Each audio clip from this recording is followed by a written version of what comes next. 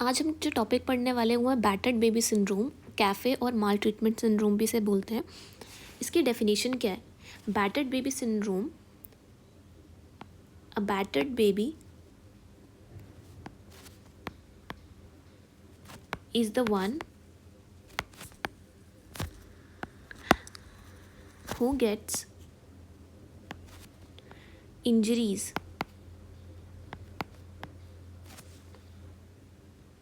as a result of non-accidental violence by parents और guardian. तो इसका मतलब क्या है?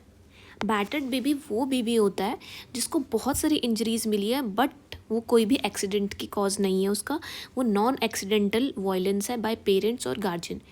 ठीक है, बच्चे को मारा गया है और वो एक्सीडेंटल नहीं है, जानबूझ के मारा गया। अब इसमें क्या क्या हमें दिखेगा? ठीक है, तो फीचर्स क्या क्या होंगे? फीचर्स हम देखेंगे पहले एज अ चाइल्ड क्या क्या फीचर चाइल्ड के अंदर मिलेंगे। फर्स्ट वाला होगा कि एज, उसकी एज क्या होगी? एज उसकी होगी बिलो 3 ईयर्स, 3 साल से कम का बच्चा होगा वो। दूसरा कि जेंडर क्या होगा? जेंडर हमने देखा गया है कि जो मेल्स होते हैं उनमें ज़्यादा ये वॉयलेंस मिलता है, मेल टू फीमेल जो रेशियो है इसमें वो 2:1 है, मेल्स में ज़्यादा मिलता है।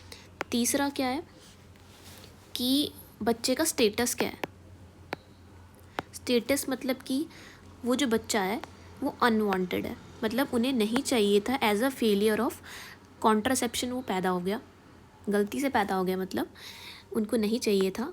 और फोर्थ हमारे पास है इसका पोजीशन क्या है फैमिली में उस बच्चे की।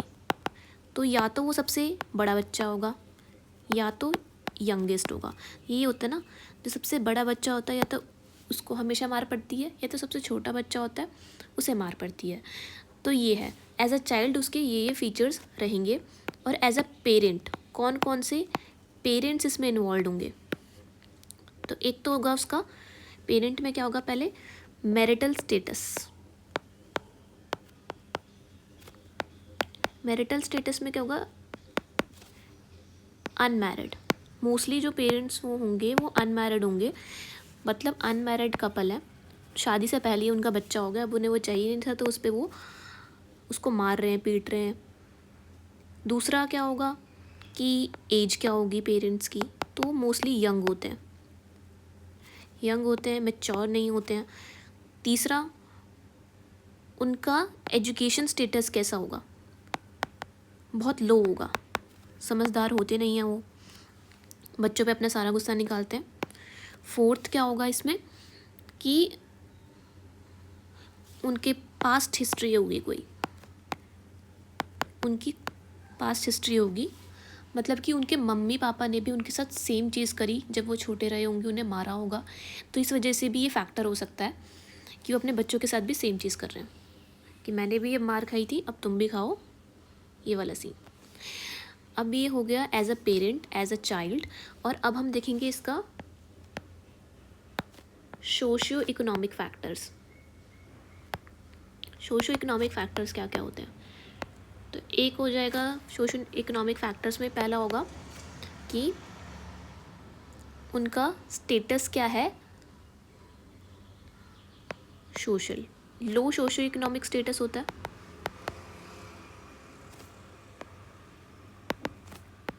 ठीक है, गरीब होते, ज़्यादा पैसा होता नहीं है उनके पास। सेकंड क्या होता है कि वो किसी डिप्रेशन से जूझ रहे होते हैं खुद, कोई उनको मेंटल इलनेस होती है, ठीक है। ये फैक्टर हमने देख लिया।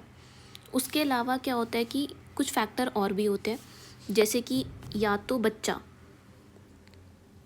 बहुत डिसओबीडियंट है,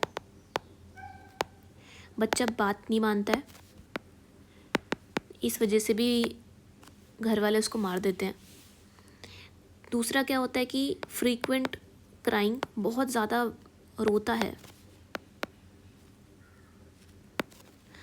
इस वजह से जो क्या कर देता है, पेरेंट्स को अनॉय कर देता है, अनॉयड पेरेंट्स।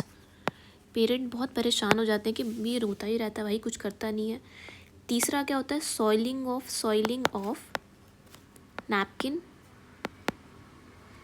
या फिर बेड क्लोथ्स, मतलब कि रात में सोता है और बिस्तर गीला कर देता है।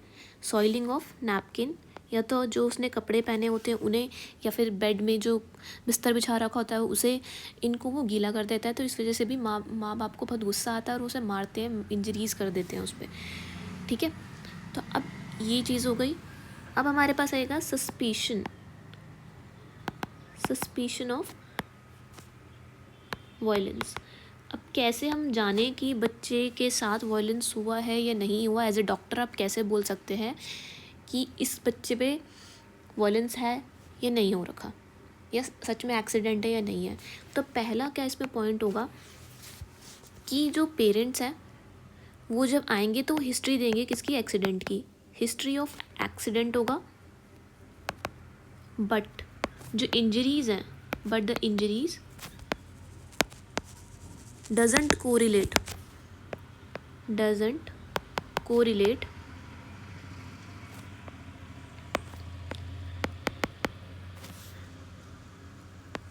with the cause। अब जो उन्होंने बता दिया कि ये जैसे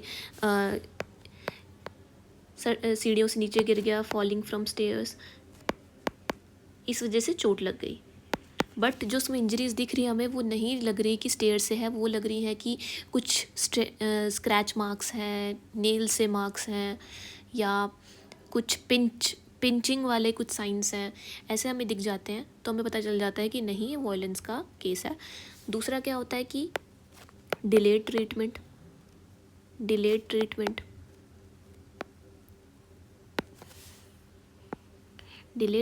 अप्रोच। अब क्या हुआ कि बच्चे को काफ़ी टाइम से इंजरीज थी पर वो आई नहीं डॉक्टर को दिखाने के लिए। वो बहुत लेट में आ रहे हैं, जब बच्चे की कंडीशन सिवियर होगी, बहुत ज़्यादा बच्चा हालत ख़राब होने लगी, वो तब आ रहे हैं। ठीक है, तो इससे भी हम सस्पिशन लगा सकते हैं। तीसरा क्या होता है कि जो बच्चा है उसके हमें बॉडी पे बहुत सारे मल्टीपल मार्क्स दिख रहे हैं, मल्टीपल इंजरीज दिख रही हैं at different stages of healing. ठीक है,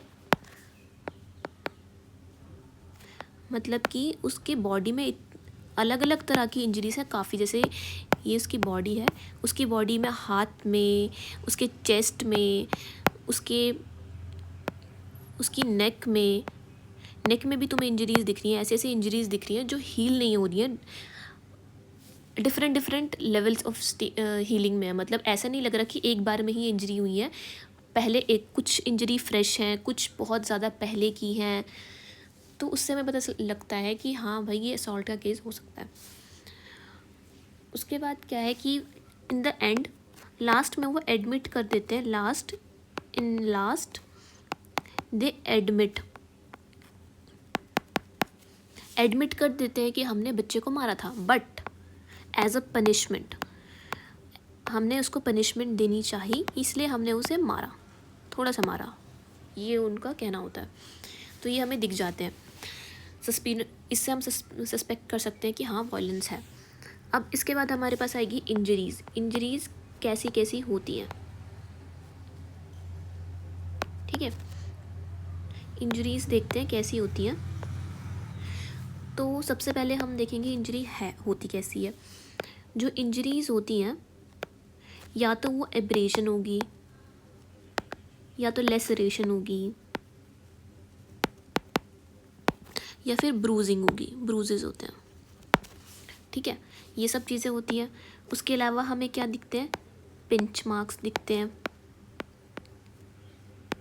ठीक है, स्लैप्ड मार्क्स, जैसे हाथ नहीं छप जाता है फेस पे, वैसे हमें स्लैप मार्क दिखेगा। उसके अलावा हमें क्या दिखेंगे, बर्निंग साइन देखेंगे। बर्निंग साइन जैसे कि सिगरेट के साइन देखे जाएंगे, सिगरेट बंद करी है किसी ने। ठीक है, या तो हमें दिख जाएगा आयरन, प्रेस किसी ने लगा दी, जैसे कि ये बेबी है, ठीक है, ये बेबी है, इस बेबी के हमें यहाँ पे सर्कुलर ऐसे सर्कुलर बर्निंग मार्क्स दिखेंगे जो डिप्रेस्ड होंगे। तो ये हमें कैसे साइन दिख गए, ये हमें सिगरेट के साइन दिख गए। अब जो ये सिगरेट का साइन होता है मेनली हमें कहाँ दिखता है, सोल्स में दिखता है, ठीक है, पैरों में के नीचे हमें सिगरेट के मार्क्स दिखते हैं ऐसे बर्न करे हुए, ठीक है। उसके अलावा हमें क्या दिखेगा, जैसे ये बच्चे की बैक है, ठीक है, ये बच्चे की बैक है, तो इस बैक पे हमें ऐसे आयरन शेप का, मतलब जो प्रेस होती है उसकी शेप का हमें साइन ऐसे मार्क दिख जाएगा कि किसी ने आयरन प्रेस लगाई है पीछे बैक पे। तो ऐसे ऐसे हमें साइंस दिख जाएंगे इसमें। दूसरा हमें क्या दिखेगा, अलग अलग ऑर्गन्स में भी हमें अलग अलग फाइंडिंग्स मिलेंगी। जैसे कि सीएनएस में हम देख लें, सीएनएस में हमें क्या दिखेगा, इंजरीज होंगी सीएनएस में। कैसे होंगी वो, या तो उन्होंने क्या करा है बच्चे को, या तो उन्होंने हैंड से, या तो फिर उन्होंने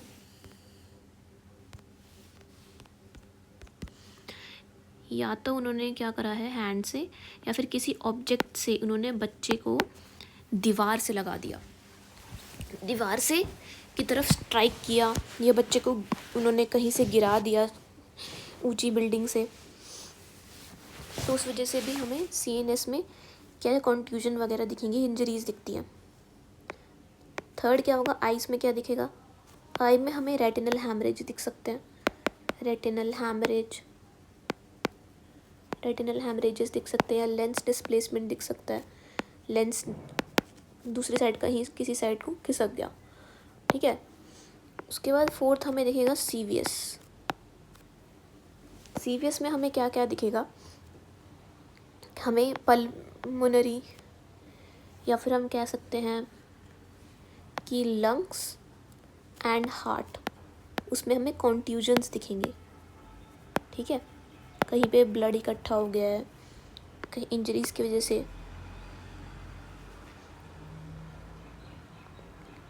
उसके बाद हम देखेंगे स्केलेटल सिस्टम में, मोस्ट कॉमन हमें यही दिख जाता है, स्केलेटल सिस्टम में हमें क्या दिखेगा कि हमें एक्सरे जब करवाएंगे ना तो हमें क्या दिखेगा कि मल्टीपल क्या है, फ्रैक्चर्स हैं, अलग अलग जगह पे फ्रैक्चर्स हो रखे हैं, ठीक है, जैसे कि इम्पैक्ट फ्रैक्चर है, ठीक है, स्पाइरल फ्रैक्चर है, ऐसे अलग अलग तरह के हमें फ्रैक्चर दिखेंगे।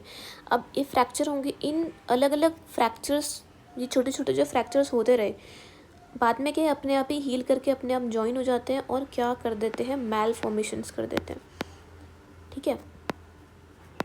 जैसे कि वायलेंस हुआ, ये बच्चे का हाथ था, ठीक है, यहाँ पे क्या हुआ, बोन थी, यहाँ से वो टूट गई, यहाँ से उसका फ्रैक्चर हो गया, तो जब हील हुई तो ये ऐसे टेढ़ी जॉइन हो गई, ठीक है, ऐसे टेढ़ी जॉइन होगी।